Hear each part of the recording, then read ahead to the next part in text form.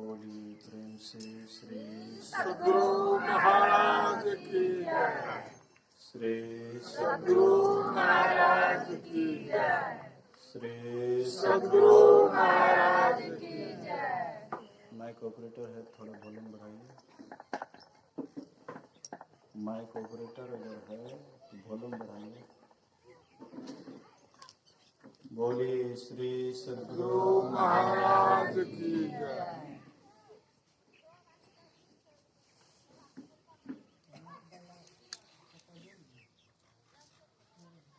अखंड मंडलाकारं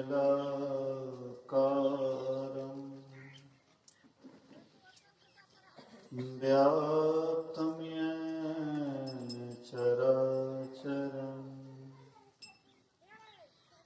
तत्पदं दर्शितं येन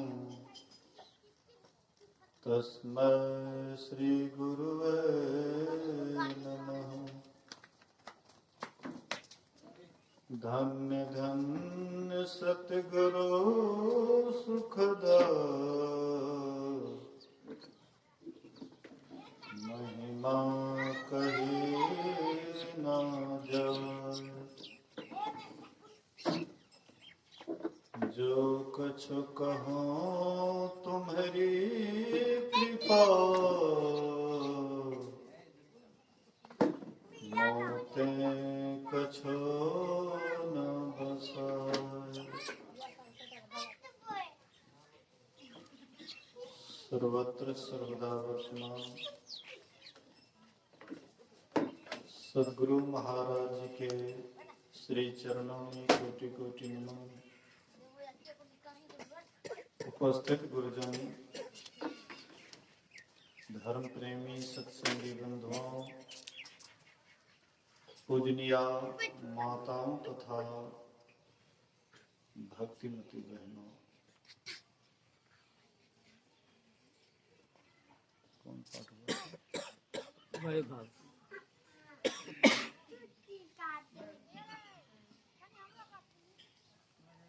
अभी हम लोग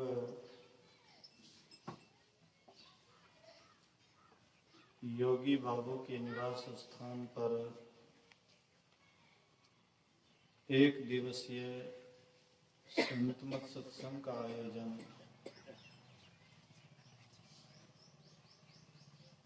किया गया है। 2 दिवसीय संत मत सत्संग का आयोजन किया गया है, जिसके प्रथम दिन द्वितीय पाली सत्संग में उपस्थित हैं। हम लोग बहुत देर से सुन रहे थे।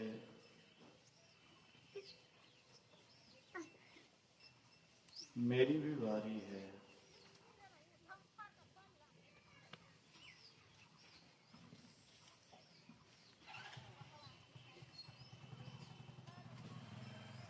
मुझे आना था कल शाम में, परंतु किसी कारणवश ऐसे ऐसे लोग भी हैं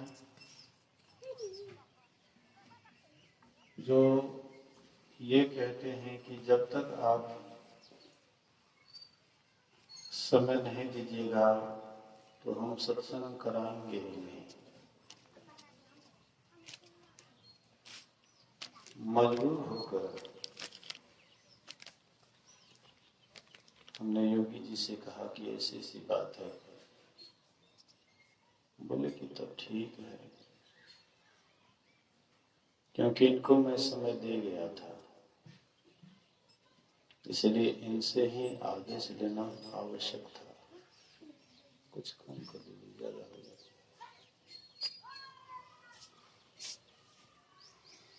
तो इन्होंने कहा कि हाँ ठीक है। तब मैं उसके यहाँ एक वक्त का सत्संग किया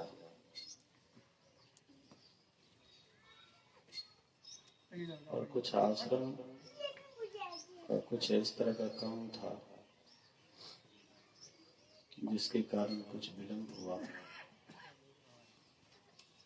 उनका और बढ़ा दिया।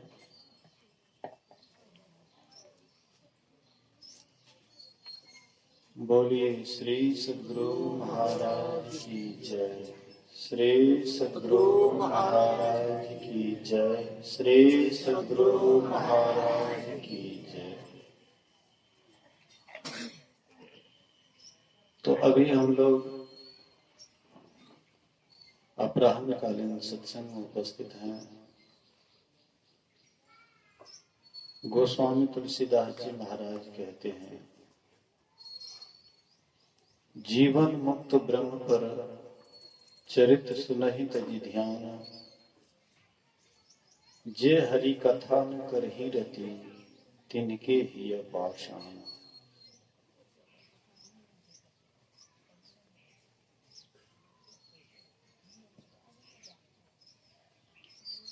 जीवन मुक्त ब्रह्म पर, जीवन मुक्त किसे कहते हैं? बातचीत कीजिएगा तो समझ में नहीं आएगा, बढ़िया से ध्यान से सुनिएगा। माँ बहनों में यही एक कमी होती है, बीच बीच में कुछ न कुछ खुलबुल होते रहते हैं, इसलिए शांति दाम दें। अवश्य ही आप लोग पुरुषों से ज्यादा संख्या में हैं, लेकिन इसका मतलब ये नहीं है कि ज्यादा संख्या में है तो आप गप्पे सब शुरू कर दें। इसलिए ध्यान से सुनिए। जीवन मुक्त महापुरुष किसे कहते हैं?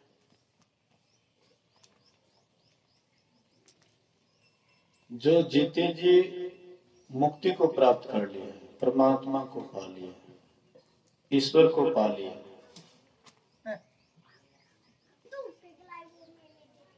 ऐसे जो जीवन मुक्त महापुरुष होते हैं,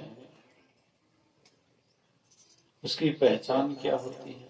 कैसे उसको हम पहचाने कि जीवन मुक्त महापुरुष है? देखने में तो हम आपके ही जैसे लगते हैं, 3.5 हाथ का। चाहे कोई हम लोगों के हाथ से 5 हाथ 10 हाथ का ही क्यों नहीं है, लेकिन अपने अपने हाथ से सब 3.5 हाथ के ही होते। तो ऐसे ही जीवन मुक्त महापुरुष भी हम लोगों के ही जैसे होते, लेकिन पहचान कैसे हो? उसको कैसे पहचाने कि ये जीवन मुक्त महापुरुष है? राधा स्वामी संप्रदाय में सबसे पहले आचार्य का नाम शिवदयाल स्वामी था। शिवदयाल स्वामी जो आगरा के निवासी थे, आगरा में रहते थे, उनके पत्नी का नाम राधा था। शिवदयाल स्वामी से उनकी धर्मपत्नी एक दिन जिज्ञासा करती है कि हमें कोई संतान नहीं है, हमारा नाम कैसे रहेगा? हमें भी संतान होता, मेरा खानदान बढ़ता तो मेरा भी नाम होता, आपका भी नाम रहता। शिवदयाल स्वामी कहते, क्या तुम नाम चाहती है? बोले कि हाँ। सब आदमी संसार में आते हैं तो अपना खानदान छोड़ करके जाते हैं, तो ये किसका खानदान है? तो फलाना का खानदान है, हम भी चाहते हैं। बोले कि तुम्हारा नाम ऐसे ही हो जाएगा, बिना संतान का ही तुम्हारा नाम होगा, और बहुत दिनों तक औरों का नाम मिट जाएगा पर तुम्हारा नाम चलता रहेगा। आज दिन से इसको लोग राधा स्वामी कह करके पुकारेंगे। राधा मतलब उनकी धर्म पत्नी, स्वामी मतलब शिवदयाल स्वामी।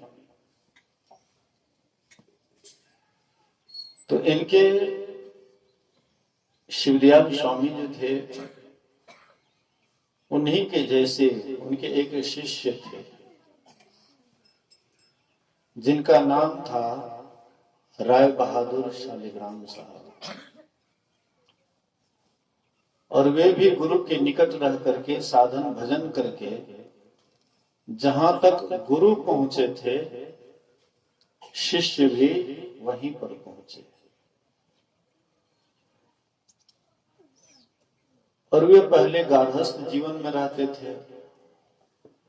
राय बहादुर शालिग्राम साहब पहले गार्हस्थ जीवन से जुड़े हुए थे, बाल बच्चेदार थे। संतों का मतलब ये नहीं होता है कि जो बाल बच्चेदार नहीं है वही केवल संत हो सकते हैं, और जो बाल बच्चेदार है वे संत नहीं हो सकते हैं, ऐसी कोई बात नहीं। जो साधना करके साधनाओं का अंत कर देते हैं तो वही जीवन मुक्त महापुरुष होते हैं। तो वैसे ही राय बहादुर शालिग्राम साहब भी थे। बाद में घर द्वार छोड़ करके गुरु के सेवा में त्याग भाव से रहने लगे, सत्संग ध्यान करने लगे। संजोग से उसका एक लड़का बीमार पड़ जाता है, सख्त बीमार पड़ जाता है। तो घर से खबर आता है कि महाराज आपका लड़का बीमार है।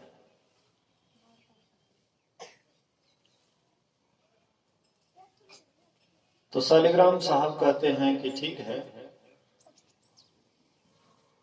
इसके लिए कोई अच्छे डॉक्टर से दिखाओ। अरे लड़का बीमार है तो हम क्या करेंगे, उसका तो इलाज डॉक्टर ही करेंगे।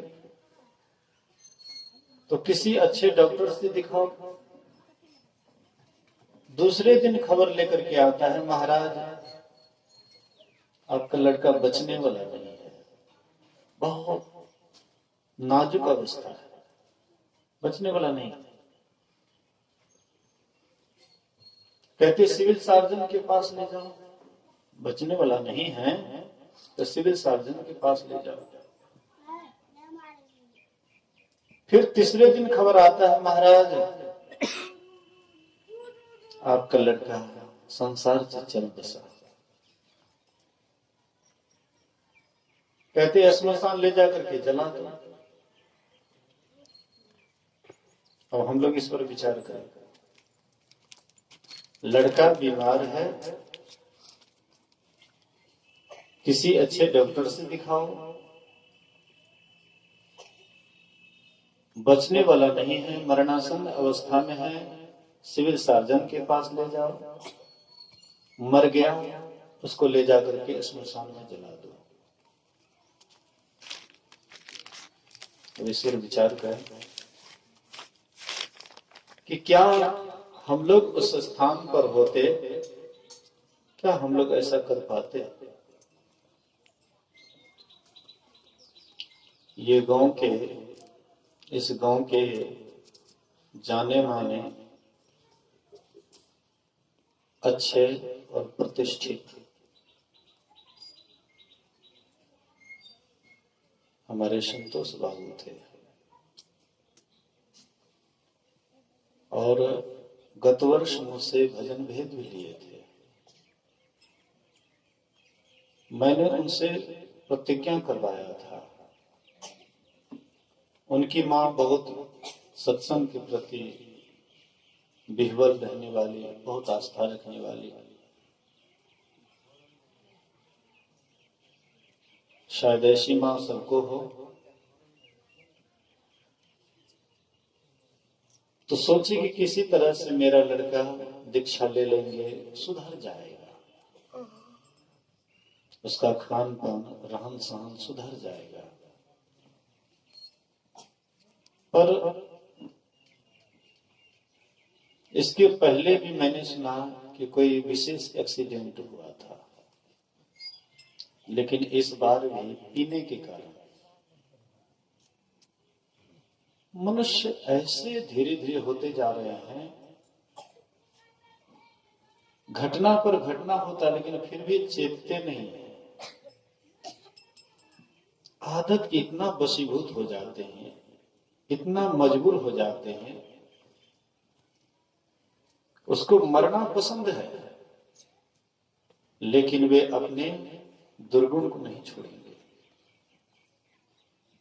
कई बार दुख आता है, तकलीफ आता है, सामने में हमारे सामने वो दुर्घटना घटती है, फिर भी हम नहीं चेतते। अभी भी क्या जो पीने वाले हैं छोड़ दिए होंगे संतोष जी की घटना को देख करके, बड़ा मुश्किल है।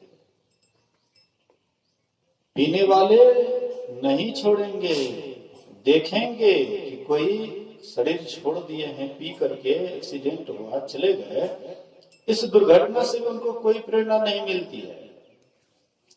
आश्चर्य है संसार का रीति रिवाज। लोग देख देख करके भी अंधे होते जा रहे हैं, एक दूसरे से प्रेरणा नहीं लेते हैं।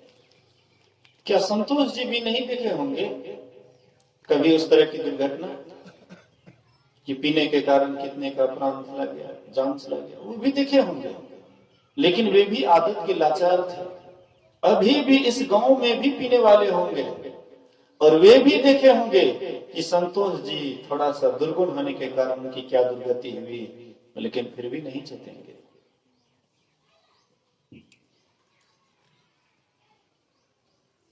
संसार ही ऐसा पागल खाना है। साधु महात्मा कहते कहते थक जाते हैं और ये उस पर काम नहीं देते, अनसुनी कर देते हैं। पता नहीं, समझाने वाले समझाते हैं और उसका भी गर्दन हिलता है, बात सही कहते हैं, लेकिन करेंगे तो हम नहीं। कहने वाले कह रहे हैं लेकिन हम करेंगे नहीं। दो आदमी में झगड़ा हुआ, पंच आए उसको फैसला करने के लिए। अमीन साहब नाप जोक करके बोले कि 5 कड़ी उखाड़ करके यहां रख दो, तो फैसला। तो जो जिसको खुटा उखाड़ करके उधर करना था, वो कहते हैं कि भाई आप लोग पंच भगवान हैं, आप लोगों के बात को काटना ठीक बात नहीं है। हम आपके बात को मानते, लेकिन खुट्टा हमारा वहीं रहेगा। मतलब पीते हैं तो पिएंगे, जैसे हम रहते हैं वैसे रहेंगे। कहने वाले कहते रहे, लेकिन मानने वाले कहां मानते।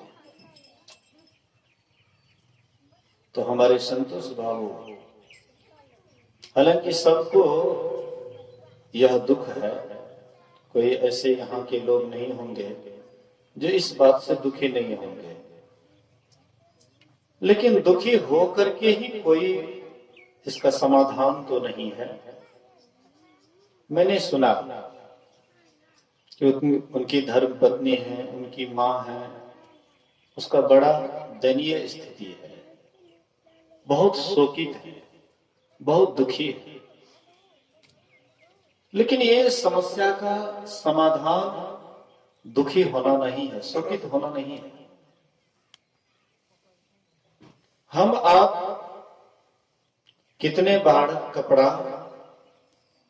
पहनने वाले, कपड़ा जब पुराना हो जाता है, फट जाता है, तो उस कपड़ा को हम लोग त्याग देते हैं, उससे कोई मोह नहीं रखते हैं। पुराना कपड़ा से मोह रखते हैं। एक जीवन में कितने कपड़ा को हम त्यागे होंगे, थोड़ा सा भी फट गया तो उससे एकदम तुरंत मन को हटा लेते हैं। हाँ, कोई कोई महात्मा ऐसे होते हैं कि फटे हुए कपड़ा भी पहनते हैं। गुरु महाराज जी तो इसका साक्षात मूर्ति। फट जाता था कपड़ा तो अपने से सीते थे, सुई धागा रखते थे। एक दर्जी के पास गुरु महाराज जी का गंजी, फटा हुआ गंजी गया, तो दर्जी उसको सीने के क्रम में कुछ कपचन रख लिए, और कोई भी अपशकुन होता था वो कपचन उसको दे देते थे, तो उसको अपशकुनों टल जाता था, उसका काम बन जाता था। तो चलिए उधर मैं नहीं जाना चाहता हूं। मेरे कहने का ये आशय है, मतलब है कि एक जीवन में हम कई कपड़ा को पहनते हैं और फट जाने के बाद उनसे बिल्कुल मोह नहीं रखते, हटा देते हैं, उसके लिए थोड़ा सा भी शोकित नहीं होते, क्योंकि हमारे हृदय में यह बात बैठा हुआ है कि पुराना कपड़ा अब फट गया है, इसको छोड़ने में ही भलाई है। अब नया कपड़ा सिला करके पहनेंगे, लोग भी देखेंगे, कहेंगे नहीं फल्ला आदमी देखो कितना बढ़िया कपड़ा पहने। तो उनसे हम थोड़ा सा भी मोह नहीं रखते हैं। वैसे ही आत्मा है, आत्मा भी देखती है कि यह कपड़ा रहने लायक नहीं है। संतोष जी का अगर शरीर रहने लायक होता तो परमात्मा रखते, लेकिन वह शरीर रहने लायक नहीं रहा। हमारे पास में वह वीडियो वाला फोटो गया था, वीडियो करके भेजे थे। उसमें हमने देखा कि जिसमें एक्सीडेंट हुआ है उसमें उठाए तो कोई अंग प्रत्यंग देखे काम नहीं, मतलब बेहोशी अवस्था, बेहोश थे। और डॉक्टर से भी मालूम हुआ कि बड़ा दयनीय स्थिति है, बड़ा गंभीर है। मैं वहां भी गया था, सुपौल भी गया था। संजोग से सुपौल बाजार में कभी नहीं गया था। वहां पर एक बड़ा ही सुंदर मंदिर बना हुआ है, सत्संग मंदिर सुपौल में, बाजार में ही बहुत सुंदर मंदिर बना हुआ है। 2-3 मंजिला, 3 मंजिला बना हुआ है, बहुत सुंदर ढंग से बनाया है। और संजोग हुआ कि वहां हम गए हुए थे और मालूम हुआ कि सुपौल में ही संतोष बाबू है। तो मैं वहां गया, उनके पत्नी से मिला। उनकी धर्म पत्नी कहती है कि बाबा बहुत सुधार है, बहुत सुधार है। मैंने कहा वो गुरु महाराज की कृपा हो, बहुत सुधार हो। मैं इसमें ये नहीं कहा कि क्या होगा नहीं होगा, मैंने कहा कि अच्छा ठीक है। लेकिन पता नहीं क्या बात था, इस घटना से पहले मैं उनके बारे में अपशकुन घटना सपना देख लिया था। पता नहीं जो भी बात हो, मैं विकास के पास शेयर भी कर दिया था कि विकास मैंने इस तरह का सपना देखा। सच की बात है, कभी कभी सपना भी सच दिखाई पड़ता है। पहले सपना देख ले, इस तरह की घटना की सपना पहले देख ले, और घटना भी 2-4 रोज के बाद घट जाती है। तो उनकी धर्म पत्नी बोली कि बाबा बहुत सुधार है। हम बोले कि गुरु महाराज करे।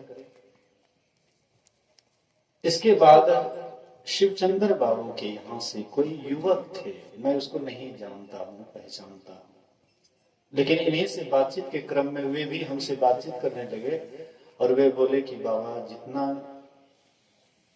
मतलब नेपाल में जो थे वहां पर गंभीर हालत जो था उससे भी ज्यादा गंभीर सुपौल में है।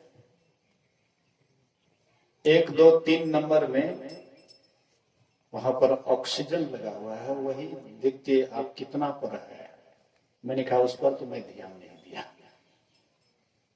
वहां के कंपाउंडर उसके शरीर को पकड़ करके पूरा हिलाए डुलाए, इनकी पत्नी को बोलती थी बाबा आए हैं, बाबा आए हैं, लेकिन ठीक से देख नहीं पाए मुझे। कहते थे नींद में है, हाँ नींद में है इसलिए नहीं देख पा रहे हैं। उनकी पत्नी को बहुत बल भरोसा था, बहुत उत्साह में थी कि मेरे पति ठीक हो जाएंगे। फिर भी क्या करेंगे, हमारे आपके बस में होते तो हम आप उसको रख लेते। हम आपके बस में नहीं है, इसलिए जाना था। जितना दिन तक उनको रहना था उतना दिन तक रहे, और उनको जाना था और इसी विधि से जाना था। और हम आप कितना हो प्रयास करते वह इस विधि से नहीं जाए, कोई नहीं रोक पाते। गुरु महाराज जी कहते थे कि जिनको जिस विधि से जाना उसको उसी विधि से जाना है। गुरुदेव कभी कभी कहा करते थे कि देखो जब मेरा पैर फूलने लगे तो तुम लोग समझ जाना कि अब मैं ज्यादा दिन तक नहीं बचूंगा। मेरा पैर जब फूलने लगे तो समझ जाना कि मैं ज्यादा दिन तक नहीं बचूंगा।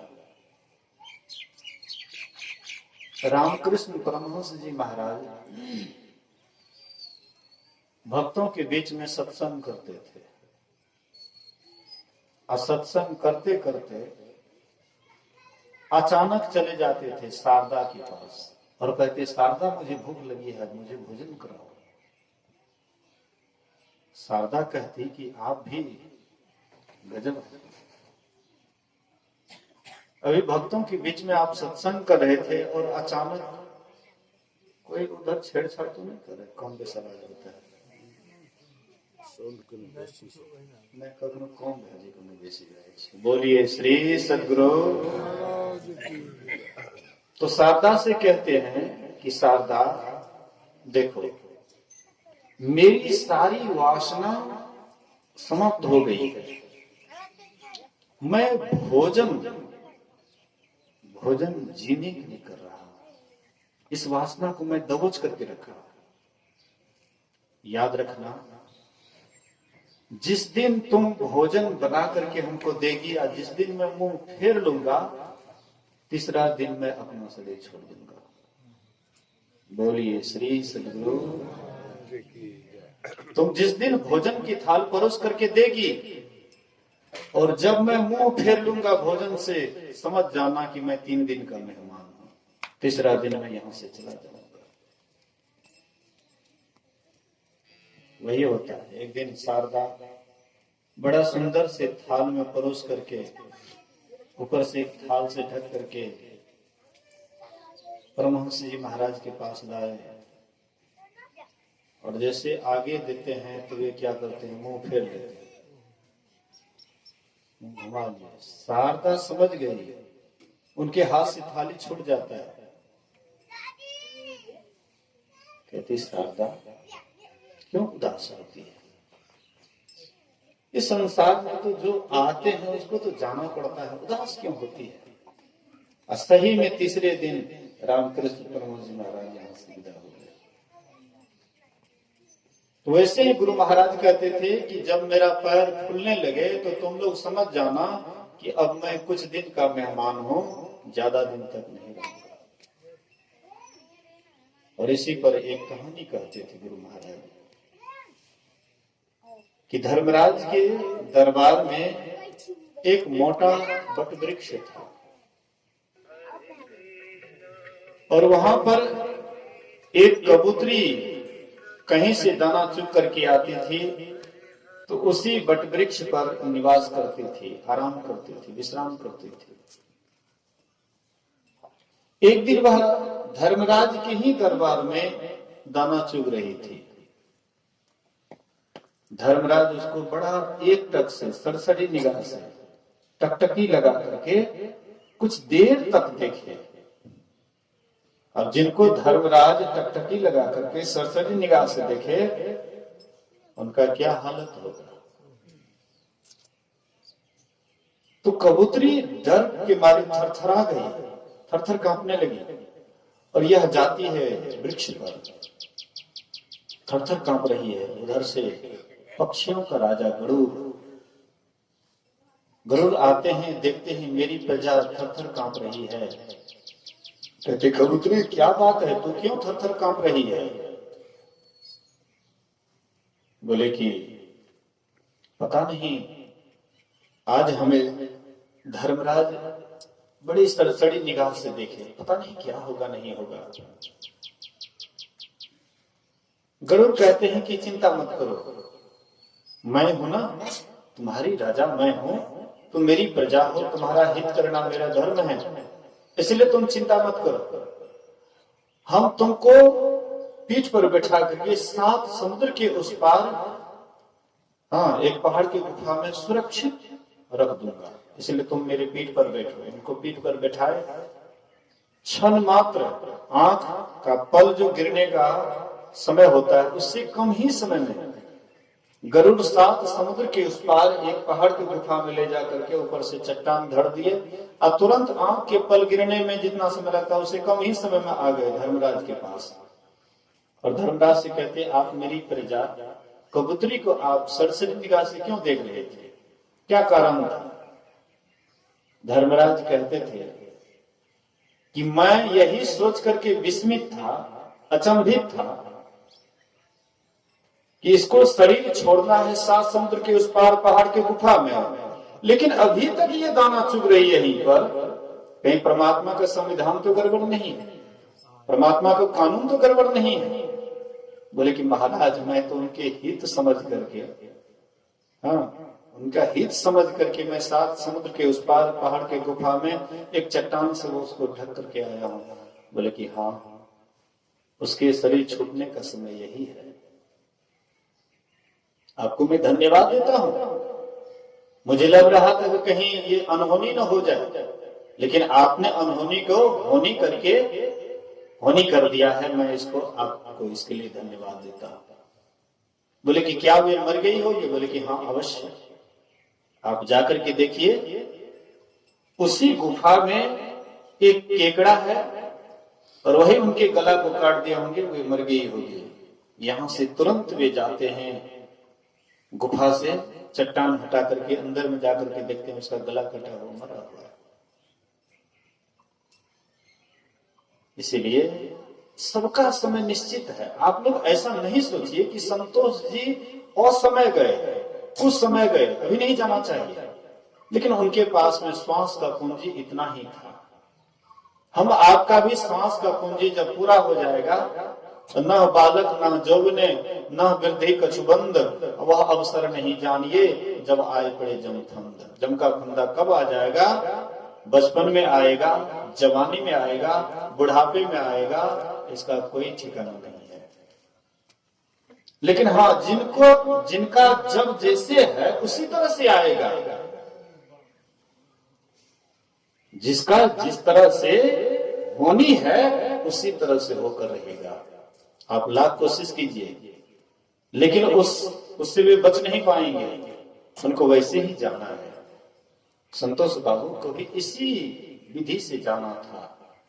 इसके लिए हम लोगों को शोक नहीं करना है। हाँ गुरु महाराज जी की कृपा से वे दीक्षित थे, पर आगे क्या करेंगे, क्या होगा, वह निर्णय गुरु महाराज के ऊपर छोड़ दीजिए, अपने ऊपर निर्णय मत लीजिए। और एक बात और है, मैं देखता हूं अक्सर जब चाहे बूढ़े मरे, जवान मरे या बच्चा मरे, यूं तो युवा अवस्था के जो मरते हैं, जवान आदमी मरते हैं तो उस पर लोग विशेष शोकित होता है, बूढ़े मरते हैं तो उसमें कम होता है, बच्चे मरते हैं तो उसमें भी उतना नहीं होता है। लेकिन एक बात याद रखिएगा कि शोकित होने से और हम उसको दुखी कर रहे हैं, ये बात को याद रखिएगा। हम अगर शोकित हो रहे हैं तो शायद हम उसका भला नहीं कर रहे हैं। हमको तो बुझाता है, हम शोकित हैं, बुझाता है कि हम बढ़िया करते हैं, लोग भी देखेंगे तो कहेंगे नहीं फलना आदमी बड़ा शोक में है, लेकिन आप उनका हित नहीं कर रहे, अहित कर रहे हैं। मैंने एक छोटी सी कथा में, छोटी सी कहानी में पढ़ा था, एक व्यक्ति को एक ही पुत्री थी, एक ही पुत्री। अब एक ही पुत्री है, उसका नाम रखा था मुन्नी। अब जहां कहीं भी जाते तो उधर से मुन्नी के लिए जरूर कुछ न कुछ लाते, खिलौना या खाने का या कुछ न कुछ। इतना प्यारी थी, एक ही पुत्री थी, बहुत प्यारी थी, अति प्यारी थी। तो उनसे इतना लगाव, इतना प्रेम, हाँ, माँ और पिता को, पिता खास करके वह पुत्री के लिए काफी प्रेम प्यार करते थे। संजोग से वह बीमार पड़ती है मुन्नी बच्ची, और बीमार पड़ने के बाद इलाज काफी करवाए, लेकिन नहीं बच पाए। यहाँ पर भी इलाज करने में कोई कसर नहीं रखे। बोलिए श्री सद्गुरु महाराज की जय। सुनते हैं इनके लिए भी काफी खर्च किए, लेकिन जो नहीं बचने वाला उनके लिए क्या करेंगे? अपना दम तो सब लगाए, उनके परिवार के सदस्य सबके सब पूरा दम लगाया, पैसा को पैसा नहीं समझे, फिर भी क्या किया। वैसे ही मुन्नी बेटी जब बीमार पड़ती है तो काफी दम लगाए, काफी पैसा खर्च किए, लेकिन नहीं बच पाए, चली गई, मृत्यु हो जाती है। अब मृत्यु हो जाती है तो बाप तो पागल के समान हो गया, ना खाना अच्छा लगता है, ना पानी पीना, मतलब सारा दिनचर्या उसका गड़बड़ हो गया। दिन रात रोते रहते थे, पागल की तरह बिलखते रहते थे, कभी भी आंख से आंसू रुकता ही नहीं था। सोना भी हराम हो गया था, दिन रात वे विकल रहते थे, दिन रात आंख से आंसू बहाते रहते, रोते रहते थे। 6-7 रोज के बाद वे गए, रोते रोते वे नींद में चले जाते हैं, आंख लग जाता है।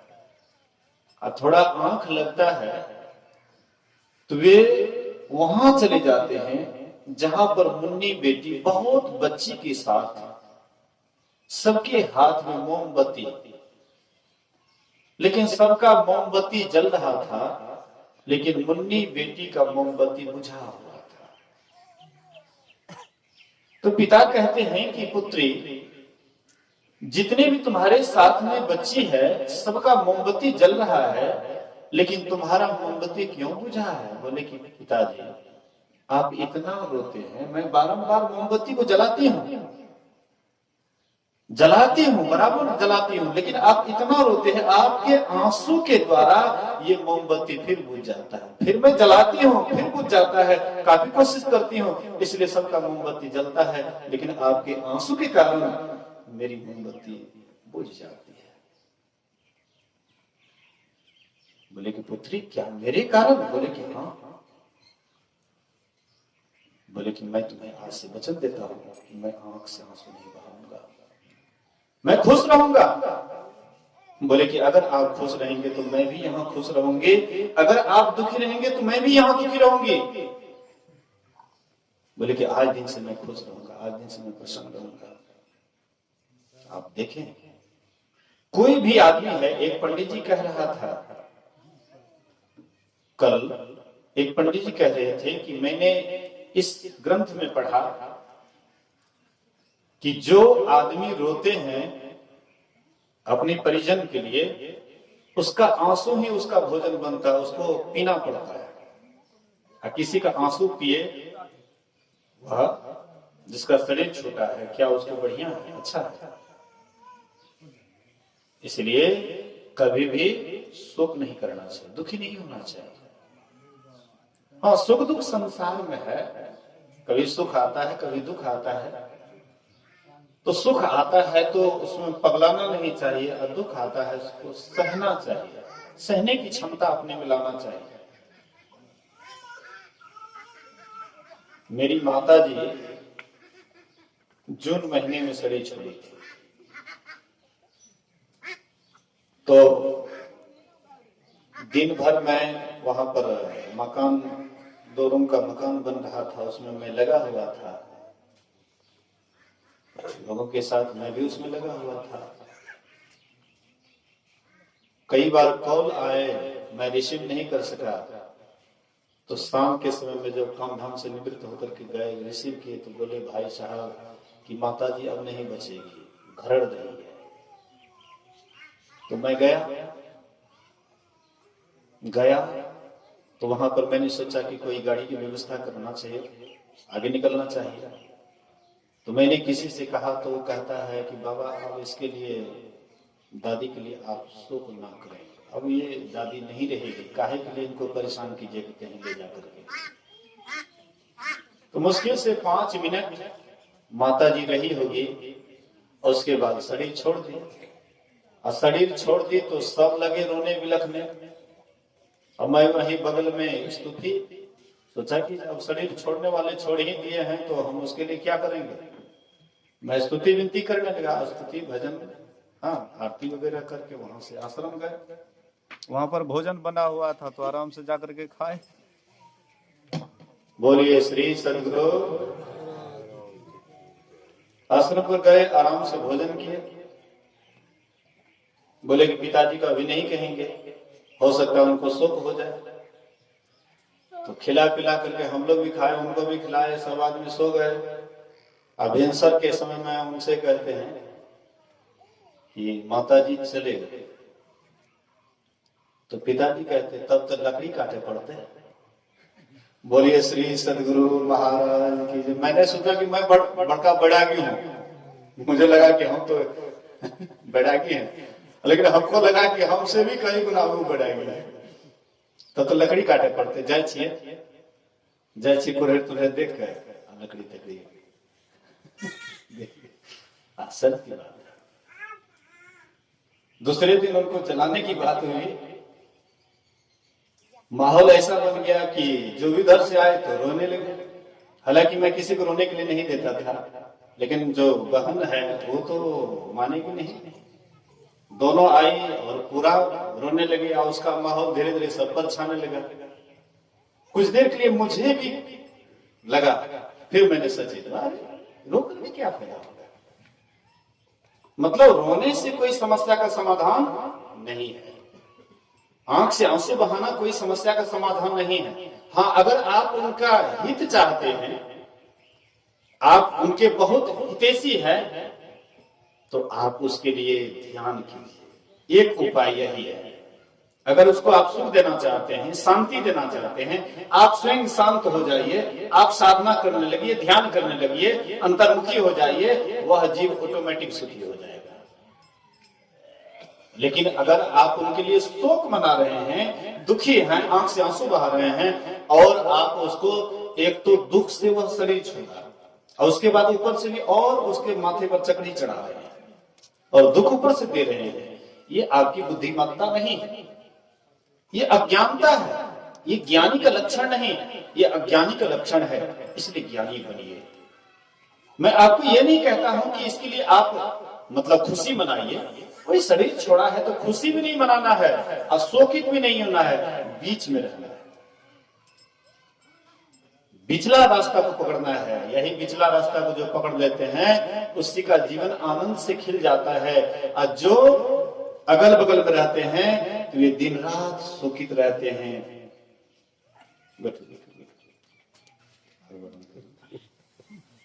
बोलिए प्रेम से श्री सदगुरु।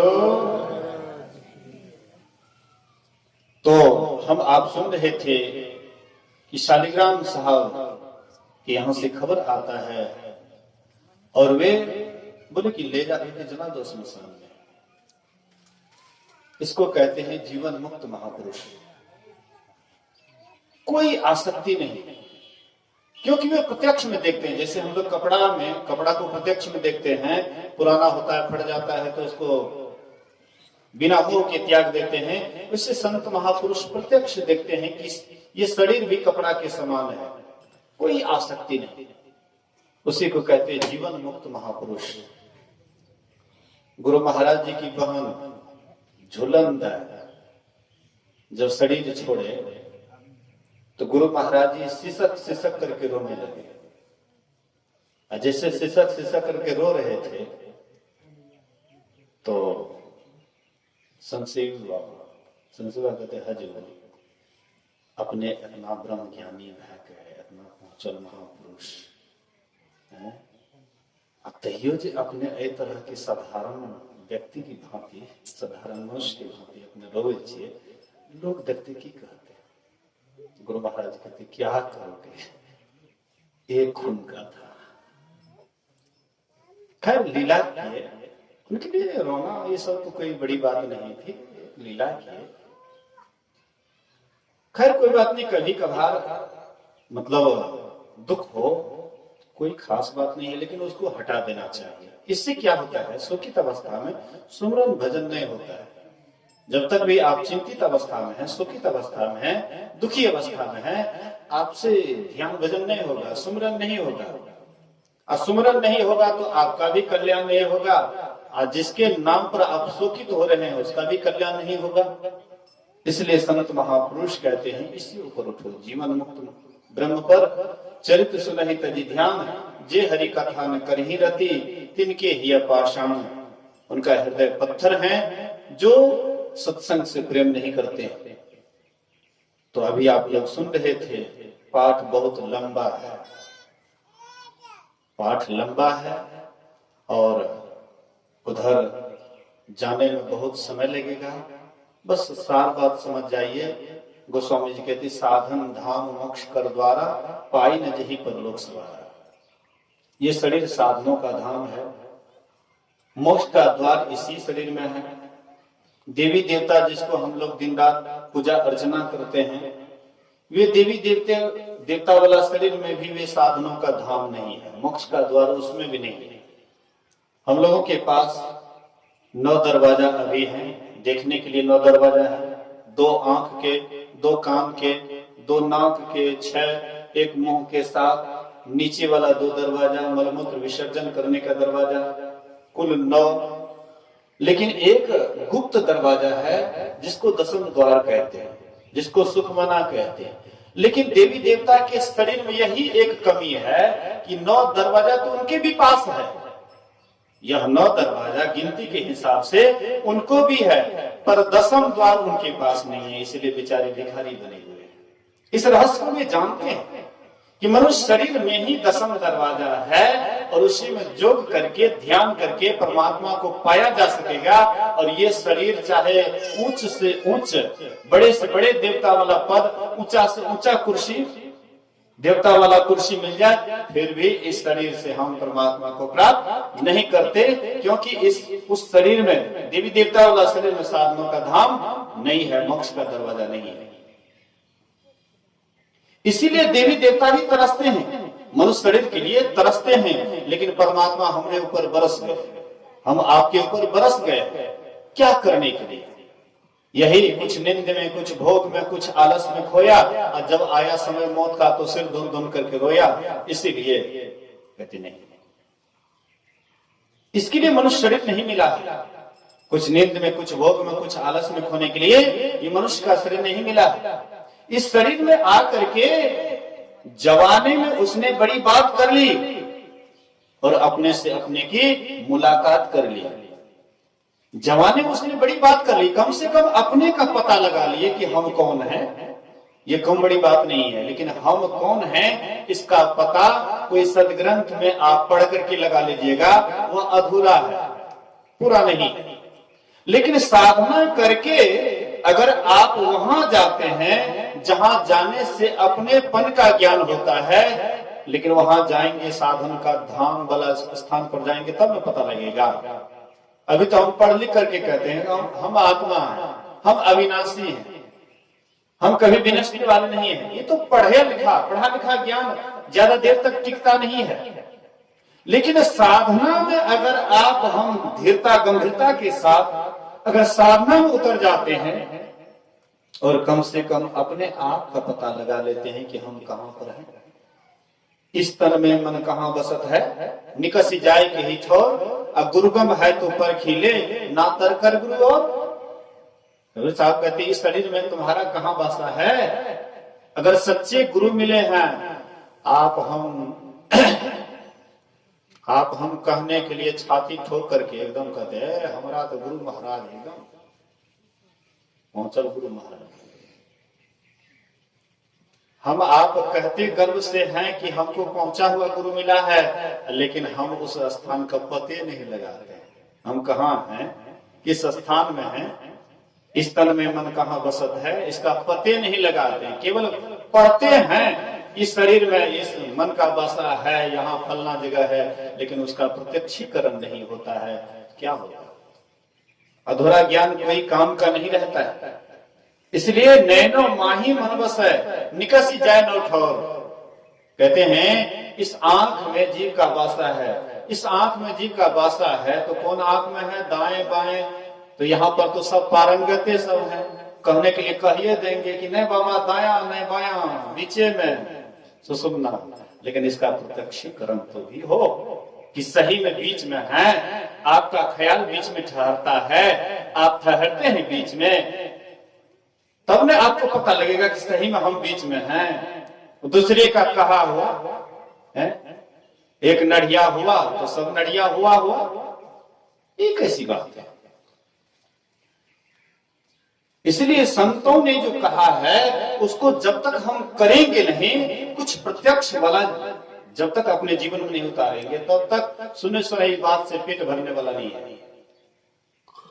कहते हैं धन धन कहत धनी जो होते और निर्धन रहत न कोई।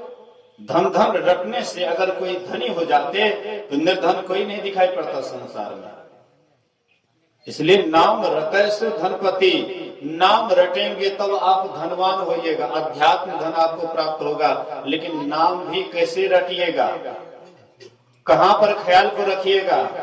नाम जप भी उसी से ठीक ठीक हो पाएगा जिसका मध्य में ख्याल रहेगा, और जिसका ख्याल मध्य में नहीं रहेगा उनसे नाम जप भी नहीं हो पाएगा। तो और काम तो जाने दीजिए, मानस जप भी नहीं हो पाएगा तो मानस ध्यान, दृष्टि साधन, सुरत सदयोग, ये सब तो बहुत दूर की बात है। लेकिन नाम जप भी उसी से होगा जिसका मन मध्य में टिका हुआ रहेगा।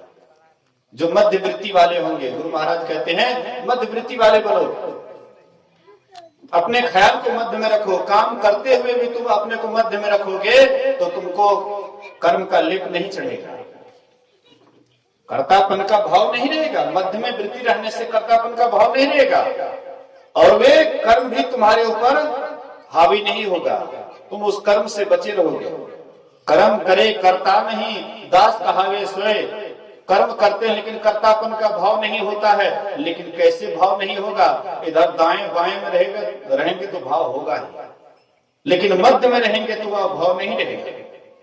इसलिए संत जो कहते हैं, महापुरुष जो कहते हैं, उस बात को थोड़ा सुनिए, उसके बाद समझिए और व्यवहार में भी उतारने का कोशिश कीजिए। साधना के द्वारा भी अपने आचरण में उतारिएगा तो तब आपको प्रत्यक्ष सुख बुझाएगा, प्रत्यक्ष शांति बुझाएगा कि सही में हम शांति स्वरूप हैं, हम सुख स्वरूप हैं, हम परमात्मा के अंश हैं। ईश्वर अंश जीव अविनाशी, चेतन अमल सहज सुख राशि। लेकिन सो माया बस भयं गुसाई, बंध्यों कीर मरकट की नाई। तो इस तरह से हम बच नहीं सकते हैं माया से। उससे बचने के लिए मध्य में अपने ख्याल को रखिए। गंग जमुन सरस्वती संगम पर संध्या करो नित भाई, दृष्टि उगल कर अंगुल द्वादश पर दृढ़ फिर धरु ठहराई। प्राण स्पंदन बंद हो जाए, मन हो तजई चंचलाई। वहां जाने के बाद मन अपने चंचलता को, चंचल वाला स्वभाव को त्याग देते हैं। इन सारी बात को सुनिए, समझिए और अपने जीवन में उतारने का प्रयास कीजिए। 5:15 हो रहा है, अब आरती होगी, फिर कल का बैठक है। बोलिए प्रेम से श्री सद्गुरु महाराज की जय।